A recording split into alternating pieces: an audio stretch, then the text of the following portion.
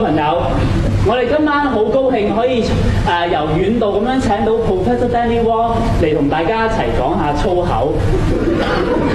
咁啊 ，Professor Danny Wong 咧已經研究咗粗口有超過50年㗎啦。咁佢對男性嘅三民主義啦，同埋粗口點樣侮辱女性嘅呢一個問題咧，都好有研究嘅。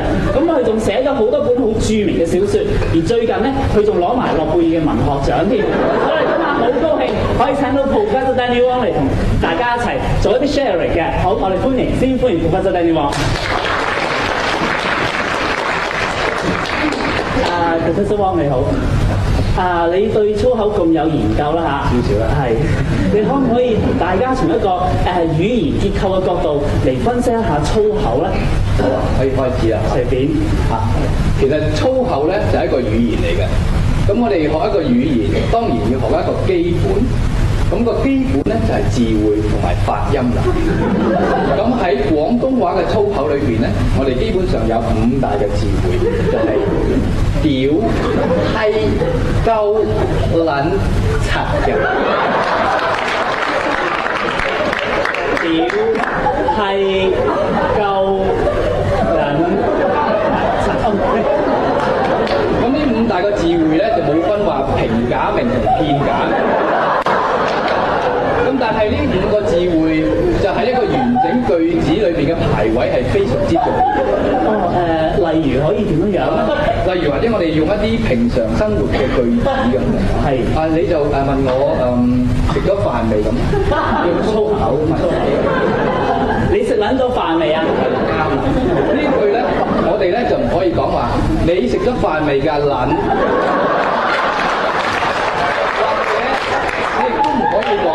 撚你食咗飯，因為若果你咁樣講咧，你就會俾人以為你係問緊人哋個撚食咗飯。你最常聽到嘅一句粗口係乜嘢咧？屌你老母閪，係啦。咁呢句咧亦都唔可以話係屌閪你老母，呢個又有少少奇怪。咁除咗呢個基本同發音之外咧，排位啊，咁之外咧就係語氣啦。咁語氣喺呢個講粗口裏邊非常之重要，我哋係要配合嘅。咁平時你俾人鬧粗口嗰陣時，你係聽到人用咩語氣咁？通常都好大聲，一輪嘴同埋好惡咁樣。係啦。咁其實我哋講粗口咧係唔應該咁嘅，我哋亦都唔應該咧好似見到熟朋友咁打招呼，喂早晨啊咁樣。咁我哋咧應該係好似我咁樣，就用翻你頭先嗰個最後嘅句子好嚇。屌你老母閪啊！點解你會有個微笑嘅咧？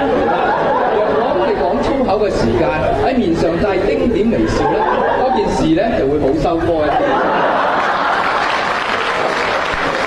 若果我哋係好大聲、好用力咁去鬧人咧，成件事咧就會更加 worse。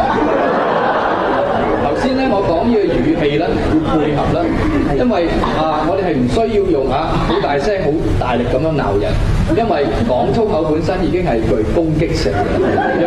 若果我哋係青筋暴現、好用力、好大聲嗰時去講粗口咧，就會好傷到自己身體，咁咧就會好傷肝咁就。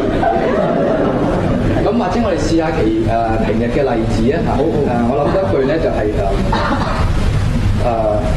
你咁撚柒嘅，點解你咁撚柒嘅？嗱，呢度出現咗問題啦，因為你加咗個點解呢，就變成一個疑問咁樣。因為你早前已經認定嗰個人係咁撚柒嘅，咁而家你加個點解呢，就 statement 咧變咗個 question。咁或者我哋又可以試下另一個句子就係你都戇鳩鳩嘅。你都戇鳩鳩嘅，啱就啱。不過咧，你頭先加咗個側側地頭呢個小動作咧，其實加咗呢個小動作咧，係好容易你連累到俾人打一身。不如我哋就試下一啲平常生活人與人碰撞一啲例子好唔好？好，喺嗰邊。細力啲啊！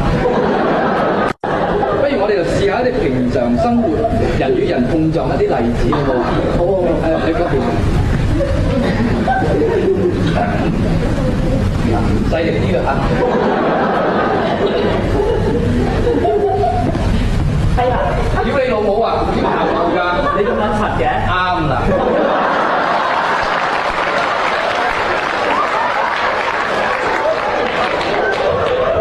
第二個示範。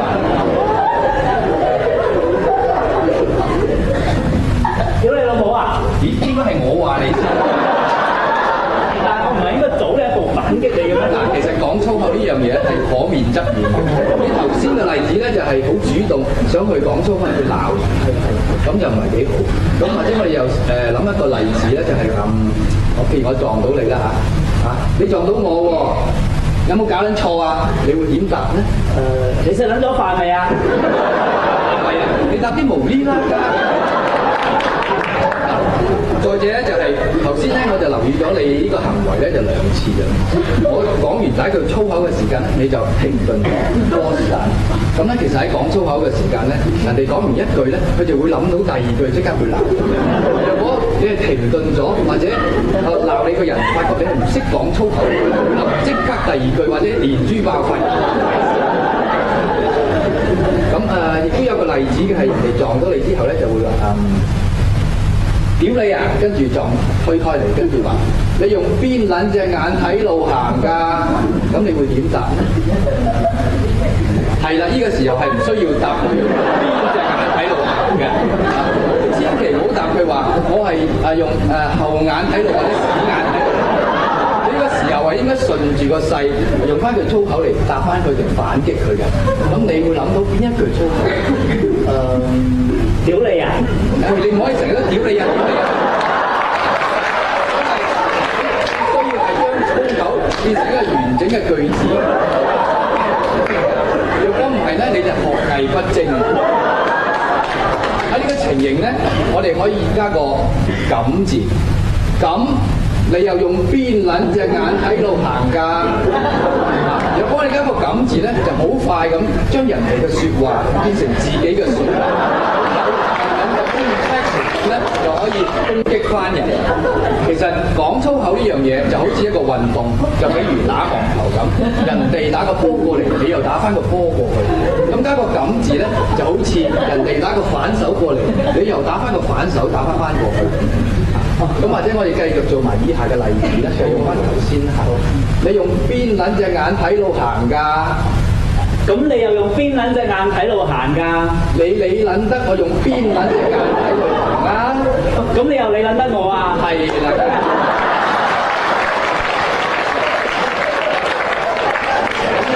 其實喺頭先嘅例子咧，佢最後嗰句咧，我哋係唔需要加個眼字嘅，因為以上嘅句子已經出現咗眼字。其實呢件事亦都係你哋兩個人之間嘅事，都好清楚係乜嘢事，所以咧亦都係好清楚知道係講緊邊一隻眼。